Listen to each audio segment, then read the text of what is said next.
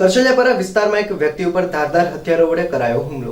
પ્રાપ્ત થતી માહિતી મુજબ ભાવનગર શહેરના કરચલિયાપરા રાણીકા વિસ્તારમાં આવેલા વાઘેલા ફળામાં રહેતા વિશાલભાઈ ચૌહાણ નામના વ્યક્તિ ઉપર કોઈ અજાણ્યા ઇસમો દ્વારા જૂની અદાવતને લઈને જીવલેણ હુમલો કરવામાં આવ્યો હતો, જેમાં વિશાલભાઈને પેટના ભાગે તલવાર વાગી જતા તેમને તાત્કાલિક સટી હોસ્પિટલ ખાતે સારવાર હેઠળ ખસેડવામાં આવ્યા હતા।